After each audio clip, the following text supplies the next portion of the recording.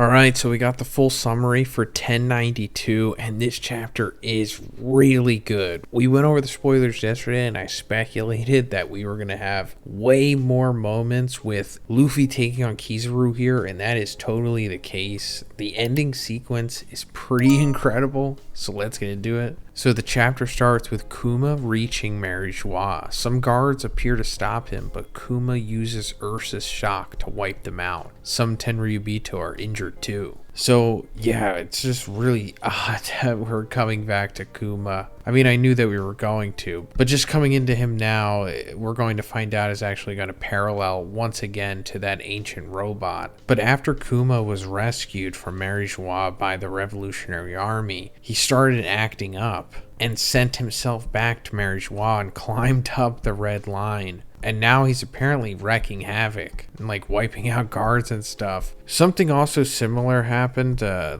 think it was 200 years ago, when that ancient robot kind of just came to life and then attacked Mary Joie. But now Aki Inu appears in front of him and he asks, like, what are you doing here, Kuma? And he thinks to himself, what would a doll with no consciousness like Kuma do in the Holy Land? And Aki Inu fights against Kuma and he melts parts of Kuma's face. And maybe one of Kuma's legs too, but not 100% sure, with Mako or Hellhound, the same attack he used against Whitebeard. Kuma doesn't defend, and he just runs and then disappears. Some Tenryubito are shouting at Aki Inu for failing to capture Kuma, and it seems that Mary Joie's food reserves are at a minimum too. So I talked about this in the spoilers yesterday, but Aki Inu is obviously strong enough to just one-shot Kuma here, but apparently he's not. He's just like hitting him in the face and taking off one of his legs, which could be purposely done here, like maybe he didn't want to one-shot him. Also, it's saying that Mary Joie's food reserves are at a minimum too. As a result of the Revolutionary Army's actions and like the trickle-down effects associated with them, food supplies have like been stifled going to Mary Joie, which of course is ironic. And I think this is ultimately going to lead to like them all legitimately starving. I don't know if they're going to like starve to death, but they might get close to that. And that's going to lead to like the war taking place at Mary Joie possibly. We see a little flashback that takes place after Aki Inu captured Bonnie 2 years ago, the continuation of the scene from chapter 595, and Aki Inu told Bonnie that her dad willingly underwent his modifications. Wow, so we're actually seeing the continuation to that. So what Aki Inu had originally said after he successfully got Bonnie from Blackbeard was, a cold shiver ran through me when I heard that you'd run away from the government, but it's all over now. And she was like, you'll pay for this. So it's like, does Aki Inu care about Bonnie? And if so, why? Like, when I originally saw this sequence, before we knew that Bonnie was Kuma's daughter, I thought that she was like a celestial dragon or something because of how Aki Inu's acting with her. But considering that she's not, it really makes me wonder what's going on here. And it goes back to what I was saying about Aki Inu possibly being reluctant to take down Kuma. Maybe they do have some kind of history. And I wouldn't be surprised if they do, because like I've also been saying throughout my review of this arc, we've been seeing the admirals. And the common theme with them is their past. Like we saw with Kuzan, he was interacting with Garp, character from his past. And now on Egghead, we see Kizaru interacting with Sentomaru. And with Aki Inu, which I don't think is a coincidence he's showing up here, him interacting with Kuma, and by proxy Bonnie, it could be related to his past as well. Back to the present, cut to Egghead Island. Kizaru versus Luffy Snake Man. They fight during several panels of the chapter. So this is completely understandable. We saw Kizaru going through the ranks here. When he first got on the island, he clashed with Sentomaru and took him out with the quickness, which is fine because Lucci already did, so he was already scaled. So we need to have Kizaru go to the next level, and now I guess that's Snake Man. Like, we can't immediately have Kizaru go against Gear 5. But first, let's talk about the sponsor of this video, The Ridge. So guys, if you're familiar with this channel, you know that we use the Ridge wallet and key cases here, but aside from those, the Ridge makes many products, such as rings, not a wedding band,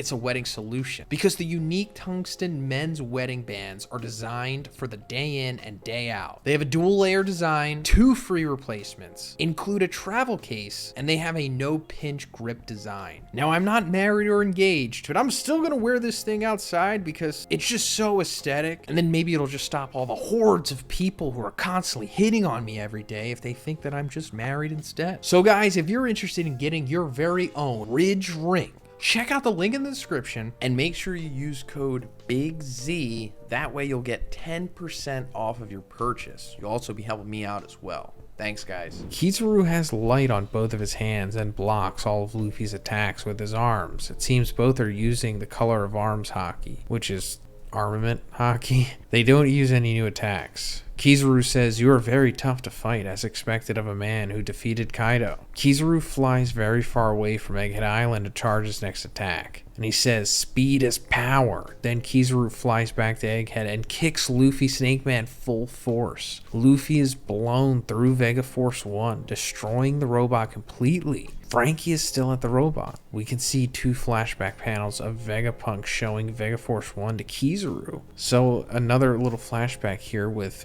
Vegapunk and Kizaru. Another call to the past for Kizaru and another relation to it with Vegapunk. There was also like an adult familiar relation thing going on there too, because with Kuzan there was Garp and Kobe, with Kizaru there's Sentomaru and Vegapunk, and now with Aki Inu there could be Bonnie and Kuma. But also the robot being destroyed here and it saying that Frankie is still at the robot makes me wonder if Frankie will actually team up here with Luffy to take on Kizaru. I think that would be a little too much, but they aren't above having, you know, assistance in their fights. But I wonder if Frankie does ultimately wind up fighting Kizaru, because remember that Vegapunk has those gloves that can like grab light, which was made like especially clear in the beginning of this arc. So that is going to come into play at some point, whether it's Frankie or somebody else, but we're going to see somebody do that against Kizaru. I mean, aside from me already saying that Gear 5 Luffy can do that, but we'll talk about that again. Thousand Sunny is okay because it lands on island clouds, and Bonnie attacks Kizaru. Kizaru says, "You've grown so much. Don't force me to hurt too many people I know during this mission." And Bonnie is kicked by Kizaru, and she hits Egghead's barrier. Kizaru warps to the middle of the control room in the lab phase right next to Vegapunk. In the last double page of the chapter, giant Luffy Gear 5 appears above them. The control room ceiling was already destroyed, and he grabs Kizaru with his giant hand. Vegapunk, Nami, Usopp, Atlas, and Edison are shocked, and their eyeballs pop out of their faces, but Kizaru has a normal face. So this is an incredible sequence here. Like, this panel looks amazing. And it, of course, it is extremely similar to what Luffy does to Kaido, you know, through going through the top of Onigashima and grabbing him. And this just further reminds me that Joy Boy was most likely a giant for sure. You know, Luffy becoming a giant yet again. But it's just really cool just seeing Kizaru grabbed here, almost helpless. And I guess this is going to take us into, you know, the whole Gear 5 versus Kizaru fight, something we've been waiting for. Now also we can get hit with the curve here and go to Zoro versus Lucci, but regardless, just Gear 5 versus Kizaru seems to be, I don't know, the most contentious fight at this point, because it's like, is Kizaru on that level? It's not so much us asking if Luffy is on Kizaru's level, it's like the other way around now, right? Because as Kizaru says in this chapter, you are the man who defeated Kaido. Like, that's like the, I don't know, the best win in the One Piece world right now, aside from Shanks and maybe Aki Inu. So aside from that, like I said before, you know, I guess we have to see Luffy use his awakened abilities to like rubberize Kizaru's light and like grab it.